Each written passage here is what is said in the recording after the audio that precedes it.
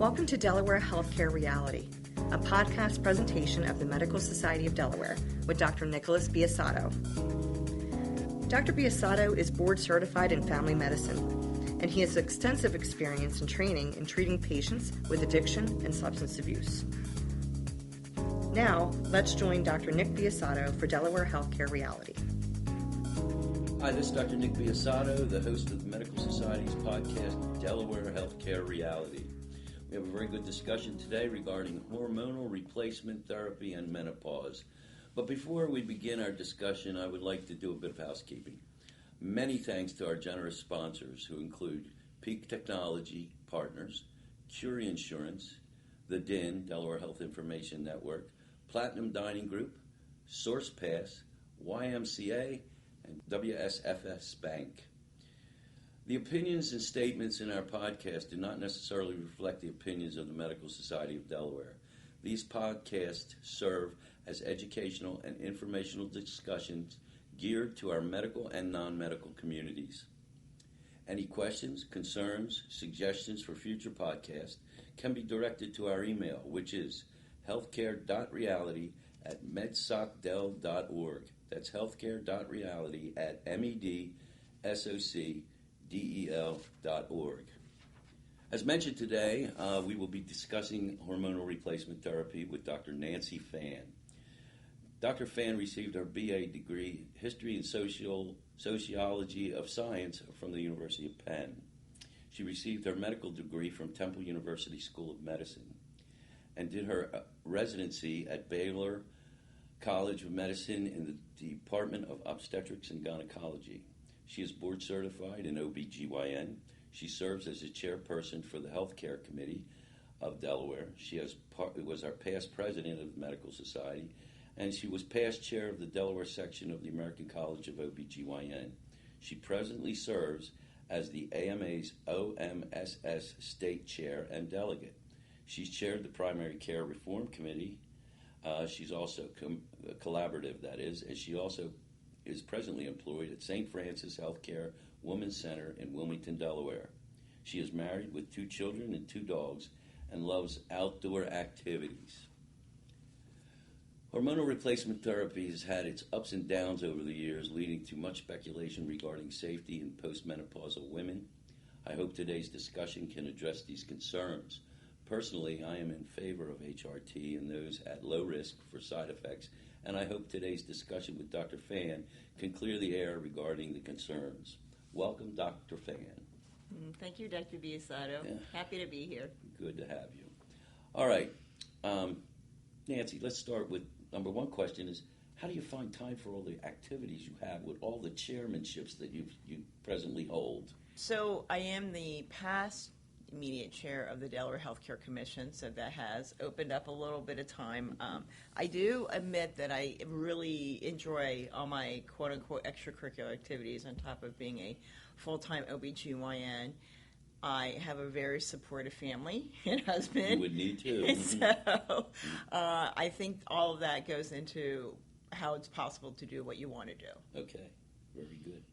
Okay, we're going to talk about the types of hormonal replacement therapy that is available for menopausal sufferers, and then we're going to go into the benefits of it as you feel they are. But can you tell me what HRT is available that women can ask their GYNs or their primary care doctors about? So I think this is a really good question because the concept of hormone replacement therapy has really expanded over the last 30 to 35 years when suddenly people started thinking about all the quote-unquote badness of HRT in the late 90s and early 20s, early 2000s. Having said that, what is available now is vastly different than what was available back in the late 1990s or, in the 1940s, which we didn't have any hormone replacement. Right. People, if they're going to talk to me, would be talking about pharmaceutical products that might be patches or creams or pills. Mm-hmm. If they're looking for Bioidentical, which is not always provided by a board-certified OBGYN, but may be a little bit more readily available through a compounding pharmacy or a online provider would include Bioidentical, which could also be creams, or pellets. And some of them also do pouches and other type of pills. So I think there is a wider range of what's considered hormone replacement. However, the biggest difference is not all of them are pharmaceutical. Okay. As in, they're not manufactured by a pharmaceutical, they're not regulated by the FDA, they're not necessarily needing a prescription, and there might be very little actual scientific evidence looking at the risks and benefits of taking whatever that product is. Got it. We're going to talk about bioequivalence a little later in the discussion. Great. But you've gone over the pills, the patches, the sprays, the gels. Now, we know that women who have a uterus need to be on both estrogen and progesterone, correct? Yes. Okay. Or else they run a risk of higher cancer of the uterus, correct? Correct, yes. Okay. All right. Tell me, for the menopausal women who suffers, and they suffer a lot, what are the benefits of HRT? So, besides hot flashes, which everybody says, give me something, I'm sweating, but there's other benefits. Go through it, will you? well, I do think that the American College of OB/GYN has always taken this point of view, and I'm a big proponent of this. You look at the patient in front of you, and you decide how to best treat the symptoms that they actually have. Mm-hmm. So you have your very traditional, much more common ones, as you mentioned, hot flashes, mood swings, sleep disturbances. But then you also have kind of what I would call the new generation perimenopausal, menopausal symptoms: weight gain, fatigue, brain fog, muscle aches and joints. And treating their quality of life does not necessarily confer a medical benefit to it, meaning that when you talk about hormone replacement, it's difficult to say that there is a medical indication for patients that have hormone replacement. There is some good seminal research showing that it can delay the onset of Alzheimer's for patients who are at very high risk of Alzheimer's, but they would have to take it very early when we start thinking about when Alzheimer's dementia actually starts. There might be some good data looking at prevention of colon cancer, heart protection. I just read that too. That's pretty interesting. Yes, and then definitely we've always known that there's been bone health. So for patients who've been on birth control pills and then transition to HRT, do have higher bone health, meaning less risk of osteoporosis over their lifetime. Because estrogen helps the calcium get into the bone, correct? Right. Mm-hmm. Estrogen is a good facilitator to maintain bone mass. Okay. So there's definitely benefits, but you have to look at the patient in front of you, because not every patient will have the same risk. Not every patient can take the same thing. Not every patient will have the same benefit. And you know this as a primary care physician, when you talk about something like fatigue, it's so multifactorial. True. Are they tired because they can't sleep at night because their night sweats are so bad? Are they tired because they're so stressed, their emotional capacity is not there?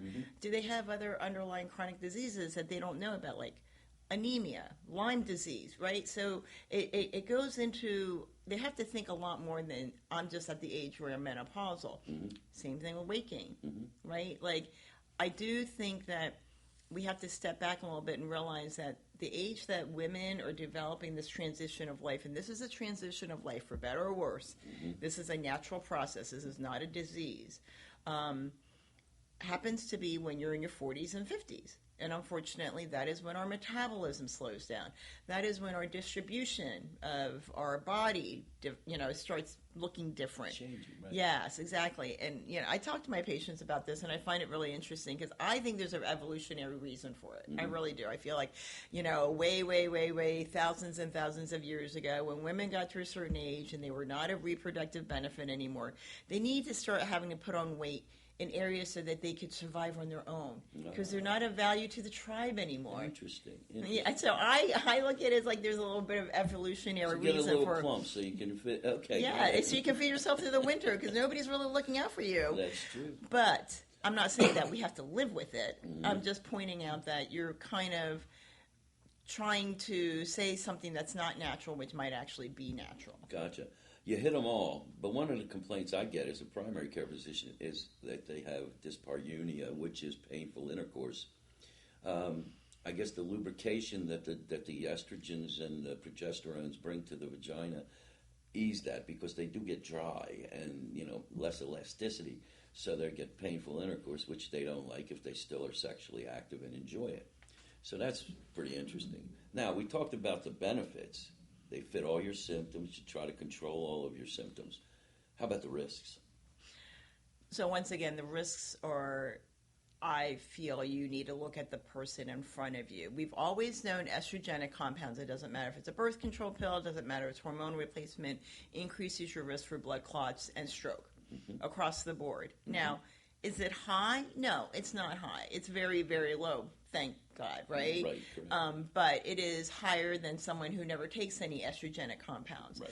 As you mentioned before, taking estrogen alone for someone who has her uterus can increase her risk of uterine cancer. So giving them progesterone is important to protect that lining. Other risks, honestly, people don't realize that, certain types of progesterone can cause bloating, can make you sleepy. So these are kind of like side effects, not necessarily bad things. But side effects is one of the reasons why people stop medications to begin with, Estrogen has been associated with headaches. Right? And for people who have a history of migraines or they have a history of hypertension, it can actually elevate their blood pressure and it can worsen their headaches. We know that. Monitor that and keep an eye on that. Absolutely, absolutely. What about the issue that I guess it was about maybe 10 years ago or maybe more? I lose track of time sometimes. There was a big concern about breast cancer and the development of those who took hormonal therapy. And what about that? Is that a big risk or not that big? Well, so when they first looked at the data, I think they looked at the preliminary data and it was so significant, they ran with it and they put it out there. And then over the years afterwards, the 10 years after the initial Women's Health Initiative data came out in the late 1990s, when they really parsed it out, the women who had the highest risk of breast cancer, meaning that their risk of breast cancer was up to 20% higher than other women their same age who did not take hormone replacement, were women who were in their 60s, had started hormone replacement late in their menopause, more than 5 years after their menopause had started, and were taking estrogen and progesterone.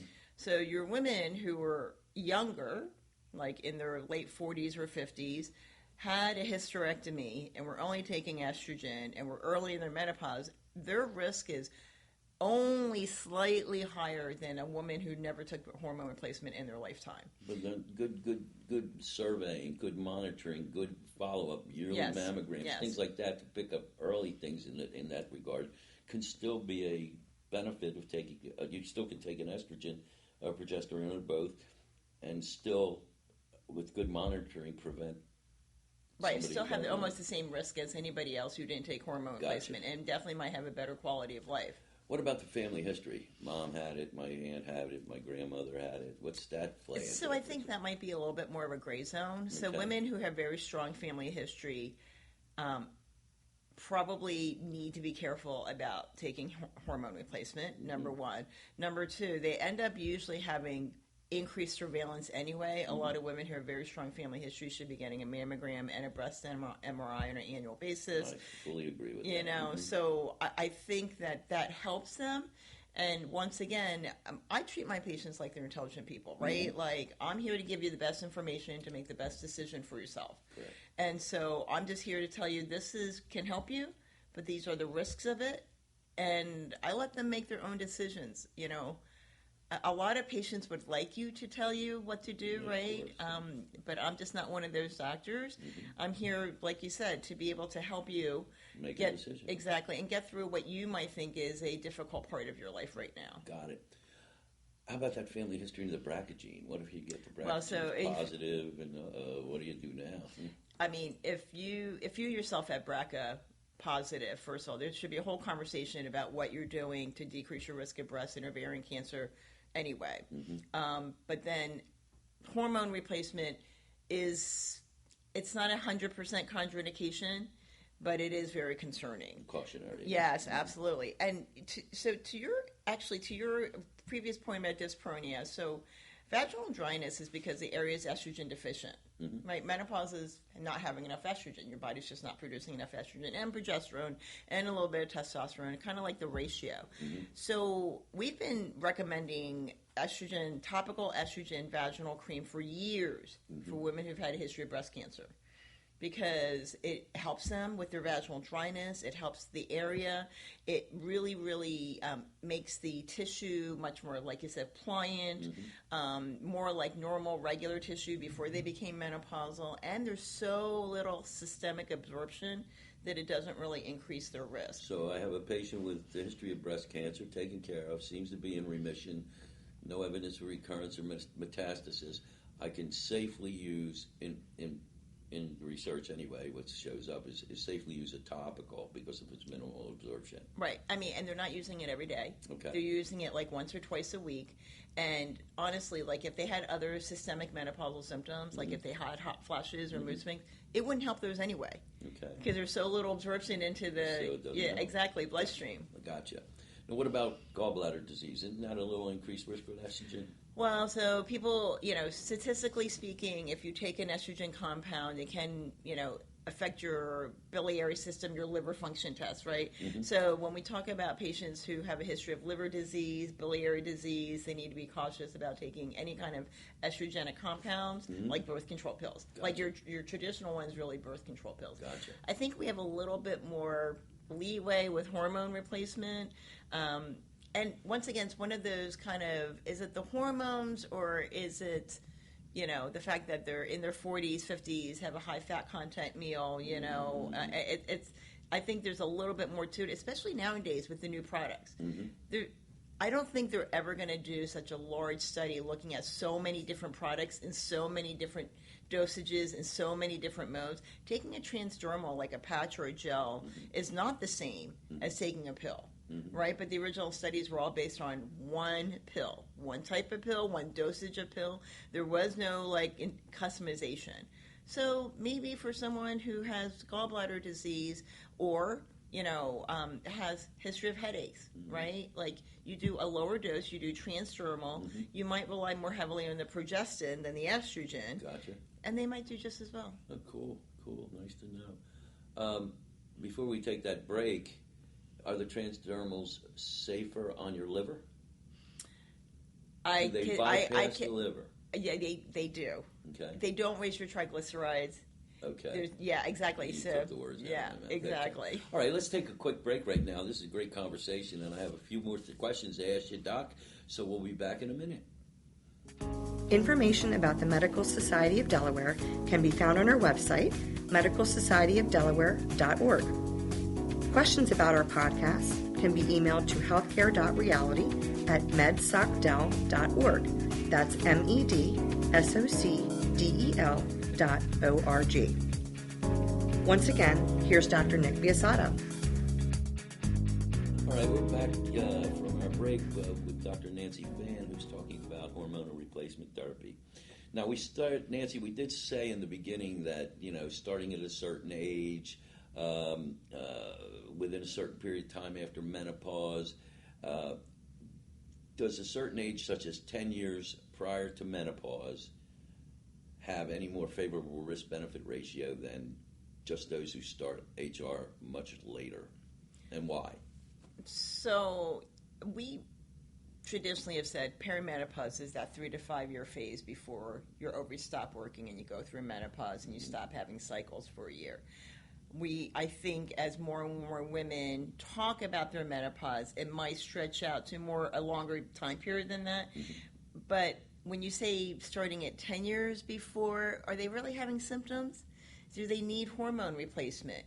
And is it that easy to parse out that time frame? I think that would be something great to study. We don't have any scientific evidence to that fact, right? Like, should women start it when they're in their early 40s to mid-40s? Right. Even in perimenopausal period. Exactly, just to give them the bone benefit, to give them, to prevent the increased risk of dementia, right? Alzheimer's. Maybe help them with the colon cancer, which we know has been very aggressive, right? We decrease the colon cancer screening age. Right.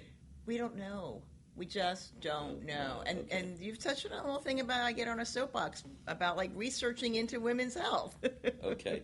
So wouldn't it be ideally to start it early, provided you have no major risks, usually 10 years before?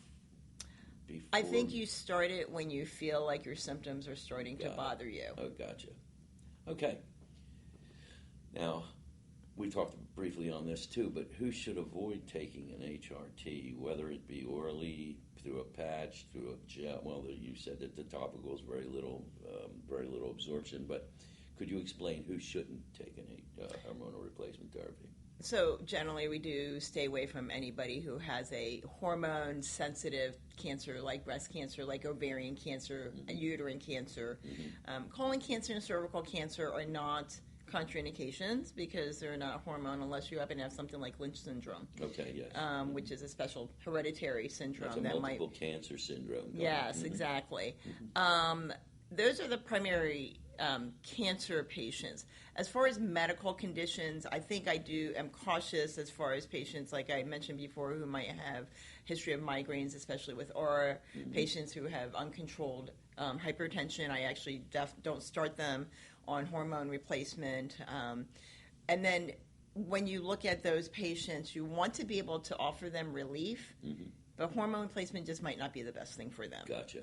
So I would avoid it in people with a history of DVTs and pulmonary embolisms and TIAs or strokes, liver disease. How about say the patient comes in with postmenopausal bleeding, which could be non-cancerous, but it could be. Right. You want to stop if they're already on hormones. Would you stop their hormones? That's a difficult conversation to have with a patient, right? So I personally strongly recommend, can we stop your hormones? And either you can stop your hormones and we can repeat the evaluation, and whether it be an ultrasound or an MRI, whichever was evaluated in the first place, to see if there's a change. And if there's a change and you don't have any kind of concerning findings, then you have to consider, do you want to restart your hormone replacement? Or for patients who really don't want to stop it, I said, that's fine, but then we're just going to go forward with a recommendation for sampling. Whether you get an in-office biopsy or whether you get a DNC, because there's nothing that's going to tell us why you're having that postmenopausal bleeding unless you do tissue sampling, right? And so unfortunately, if you have a thickened lining on an ultrasound, absolutely. The American College of OB/GYN just came out and said, don't even worry about getting the ultrasound, just do the sampling. Of course, that's better. Right off the top, you get the answer right away. And they're concerned that we're missing patients who are accessing care late to begin with. Correct. And they have other risk factors, and you're seeing them for the first time, and then they delay the evaluation, and by the time you actually get to the biopsy, it might not. It might be times goes by, or they might have already come to you, and their access is so late that they already have frank cancer. Sure. So they are actually recommending, if a patient presents, to go ahead and do the biopsy. You can offer it at the time they present to you for the postmenopausal bleeding. But that scares everybody. So, biopsy? What are you? Yes, yeah. But you say the importance of it, maybe convince them to do it, and it's not that severe of a procedure, as you know. I mean, yeah, I would, I've had patients who were very unhappy with me, wishing they knew how painful it was, and then I've had other patients, just saying, it wasn't bad. Yeah, it wasn't bad. That's the difference of pain, and exactly. Pain is a subjective symptom. Okay. So we now have a patient who does not want to go on hormonal replacement therapy because they've read the internet, they picked up all the bad news, the fake news, and they're scared to death of it. And what alternatives can you add them for their symptoms? Only their symptoms. You couldn't, go ahead, only their symptoms. Right. So once again, it depends what their symptom is. And usually my first question to them is, what is your worst symptom? Because you're going to find it very difficult to find one product that will help them with the range that maybe estrogen and progesterone can. Okay. But if they're saying my worst symptom are my hot flashes and my night sweats, you could consider an SSRI like escitalopram, or paroxetine. Sertraline and fluoxetine don't work as well, so it's kind of your later generation SSRIs. They do work better. Same thing if they have mood changes. I've had so many patients who they didn't sleep well at night. They had a lot of mood changes. They were having hot flashes, and I gave them escitalopram to take at night. and it worked wonderfully for them. Great. And I give it to my patients who have breast cancer. That is my first-line treatment for patients who've had breast cancer. Because it's not like they don't have symptoms. Okay. It's just that, unfortunately, they're not a great candidate for estrogen, right? Correct. If they also had an ER or a PR negative breast cancer, you could consider nighttime micronized prometrium. So micronized progesterone at night helps patients with their sleep disturbances and their night sweats. Not so much with their mood swings, not so much with their brain fog. Brain fog is a little harder. Same thing with weight gain. When I talk to patients about hormone replacement anyway, I'm like, it might help you with weight management, but not necessarily, you won't lose weight taking hormone replacement. That's a very diplomatic answer. Women all want to lose weight. I come in their ideal weight, BMI is less than 25. I want to lose 10 more pounds. I said, what for? But they want to. So you got to listen and understand what Exactly. they say. Well, how about gabapentin? I heard that's one that's used. So, that's kind of odd, in my opinion. But I agree with you. So I think, once again, for the patients who might have muscle pain, gabapentin or sleep disturbances might be better. But I think there's some new data out that long-term use of something such as gabapentin might not be great neurologically. Correct. And I also, when I talk to patients about hormone replacement or non-hormone replacement, I ask them, like, what's your expectation about duration of use of this, right? Because essentially menopause is the phase in life when your body stops producing estrogen. Now we're giving you something back that it's been missing. When I take it away, it's going to miss it again. Okay. So what are you going to do? Same thing with, if there's more data that comes out that long-term use of gabapentin or long-term use of escitalopram is not good for you. Right? So I put a lot of people on escitalopram. Yeah, exactly. So, I need to have them have an expectation of this. Either you're thinking of this as a maintenance medication because it's helping you with symptoms, or you think about, at some point, I hope to get to a point where my symptoms are at least tolerable. So I always talk to them, expectations, we want at least improvement. We can't say 100% you're going to be like when you were premenopausal. Right. So. Okay. How about this newer drug, the Viaza? I don't know the urokinetic ones. It supposedly is good for hot flashes if that's their major complaint. They can use a lubricant if they're a little bit dry down there. They could do this, and they don't want to do hormonal replacement for whatever the reason, their personal belief or their risk factors. How about Viaza? Is that effective? So there's two of them out now, Viaza and Linquette. And, they're only by brand name, so good news, you call them by their brand names. They do work really, really well, extremely well, with improvement, if not resolution, of hot flashes. The only caveat to them, once again, is that you have to do liver function tests every 3 months for 9 months, because they can increase your liver functions. For patients who have uncontrolled hypertension, you need to make sure you get their hypertension under control before you start them. Got it. And because they only really work on one symptom, I find a lot of patients hesitant, especially if they have to do serial blood work for it. But I do tell them it works really well. Exactly. It's important to do that. And a lot of patients end up with a little cocktail. They might do something like escitalopram and a vaginal topical estrogen cream, right? That makes sense. Or they might do like Viaza and a topical estrogen cream, right? Okay. So once again, if they don't want to take hormone replacement or they're not a good candidate for them, I just say that's fine. We're not saying hormone replacement is the end-all, be-all, but I want to make sure that if you have other symptoms, you realize you might need to take more than one product to be able to be happy with where you're at. Got it. I send a lot of my ladies, after my evaluation, a lot of my women in my practice who complain of recurrent urinary tract infections. And I send them, I can't find the reason. I treat them as they get them. My imaging doesn't help me out or whatever. I'll send them to urology, and they notoriously put them in an estrogen Urologists cream. love topical estrogen cream. They do love topical estrogen and I agree with it. And it helps. It does. It absolutely helps. I'm happy with that. So if it helps and doesn't cause a risk, it's topical. It's not that blood absorbed. So, hey, that's a good thing, a good choice. And they're not using it every day. It's a little messy, and the patient has to remember to take it, right? But if they're motivated, it helps. Yeah, it definitely. Okay, we talked a little bit about this earlier, but tell me the difference between the bioidentical hormones versus conventional HRT. Right. So the pharmaceutical ones, pharmaceuticals tend to run with patches, gels, sprays, or pills. And you can have estrogen pills and progesterone pills, or combination estrogen and progesterone. The only combinations are patches and pills. There's no combination gel or spray.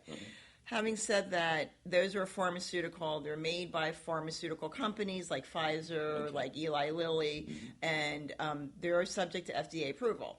So they go through rigorous testing, looking at their long-term risks as well as what the dosing is. Every single dose you get, whether it's a patch or a pill, is exactly what you're supposed to get, right? That's what it means to be pharmaceutical grade. Bioidenticals, whether it's a compounding pharmacy or a pellet or anything that's not subject to pharmaceutical regulation, is pretty much made where it's made at. So I work very closely with a compounding pharmacy in the area because I really do feel like they offer a lot of benefit to my patients who either don't want to take pharmaceutical or have not done successful with it, because they might mix a little estrogen, a little progesterone, a little testosterone, and the percentages in that cream is according to their hormone levels. Okay. So I'm sure patients have asked you, like, can I have my hormone levels checked? Yes. And when they ask me, I'm like, I don't dose people according to your hormone levels, because I've had patients whose estradiol levels are like 5 and they feel nothing. They're happy.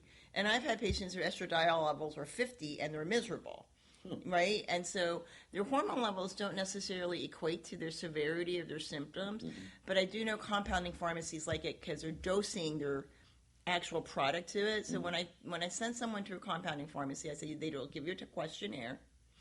They'll dose it according to what you need. You just need to realize that every single dose might not have exactly the same amount because they're not regulated. And I also caution that bioidenticals, just being bioidentical, which a lot of people in their head equate to natural, does not decrease your risk. Okay. Right? If it acts like an estrogen, it might be the same risk as an estrogen. Got it. We just don't know. We just don't know. There's no scientific studies. I use one compounding pharmacy that I have a lot of faith in. We do you do a nice analysis of laboratory evaluation before they get the patient's information sheet and figure out what they really need, and they compound it well. And some people have been very happy with it. I obviously monitor the rest of their system so they make sure everything is copacetic, so that it doesn't go bad. What place does testosterone play on this? So, scientifically speaking, there's a lot of evidence that the current regulated products from testosterone don't help patients with their major symptom, low libido. That's what you use it for. That's usually the primary thing. I just don't. I used to love it, but I don't love it anymore. Okay. And also when we look at reproductive endocrinology people, when they check testosterone levels postmenopausal, it's really not that much lower than premenopausal. But I think the ratio is so different that I think women are much more affected by it. Okay. Having said that, that's why I don't personally prescribe testosterone, because the pharmaceutical products don't seem to help them very much. Okay. I do find that women who use compounding pharmacy testosterone, seems to get a lot of benefit from them. And I also notice that the compounding pharmacies might do a little testosterone DHEAS. Yes. Or, or testosterone and their estriol instead of estradiol. And so I do think there's some benefit to it. It's not harmful. When we talk about testosterone being harmful, it was in very, very high doses, right? Correct. And we don't do that anymore. And this is all topical. Once again, it's all topical. Most compounding pharmacies are providing gels, right? Or gels or creams. Yeah, exactly. Or in the vaginal area. So it's transdermal. There's very little systemic absorption. So the only one that I find out there that patients don't get as much education about is the pellets. When people get pellets, which is fine, the pellets are easy because it's 3 months of estrogen at a time, and it's an easy application. In the past, there have definitely been providers who failed to give them progesterone. And with the uterus, they still need it. Even if you're giving them a pellet, even if you're giving them a cream, they still need progesterone. So that was like a cautionary tale to my patients. They would come to me and say, I had this pellet put in 6 months ago. It's my second level. Now I'm having postmenopausal bleeding. And I'm like, well, and the second problem with pellets is you can't take it out. Yeah, it's there. Once it's there, you got to wait till it's all gone. 3 months. Yes, exactly. That could be critical. Okay, very good. Are there anything else you want to bring up? Cautions or concerns, risks, benefits? Where are we? My question is, I've read about the colon cancer possibly reducing. How accurate is those studies, or is it just one study, or what? I think they're small. You know, I think it's promising because it's been shown in multiple studies, but the studies are small. They haven't done like 10,000 women who took estrogen, double-blinded, exactly, for 5 years, Got right? it. Like they haven't done what we consider scientific evidence. Gotcha. Same thing for the heart. I know that the cardiologists have kind of really jumped on to, you know, we should start doing estrogen again, you know, hormone replacement for women. You mean the cardiologist? I've had a couple of cardiologists talking about hormone replacement, you know. Okay. I think because there was a recent study that came out, but it hasn't come out on our side, it's come out on their side, so I can't really comment to that, and so I don't tell patients who have a very strong cardiac history, like, you should take hormone replacement for your cardiac history. I don't tell them that. I agree. I tell them they need to talk to their cardiologist, right? Now, I think there's, hopefully, as more and more women use hormone replacement, that there will come to some point where we see our health outcomes improve overall, and wonder, you know, that's going to be difficult because, is it because they have better lifestyle now? Are we counseling them better, you know, about their nutrition, about their exercise? One thing I really, really would like to stress is that if you're perimenopausal and menopausal and you're having discussions, please include your provider. Please your physician. Please include your OBGYN. Please include your nurse practitioner. Primary care doctor. Exactly. Please include your primary care physician, because I think there's a lot of information out there in mainstream. There's a lot of misinformation out and there. People capitalizing on a trend and not necessarily with all the good data that they can give you. That's the nature of the beast today. Yeah. Social media is just screwing people's minds up terribly. And they don't counsel them. No. There's no counseling about like side effects and Exactly. And so I really, when they come to me and they're like, oh, I got this from an online provider, and I'm like, in what? And what are you taking? And I understand you're feeling bad, but you know, now I have to go through all of that with them. And I'm not trying to discount what they're getting.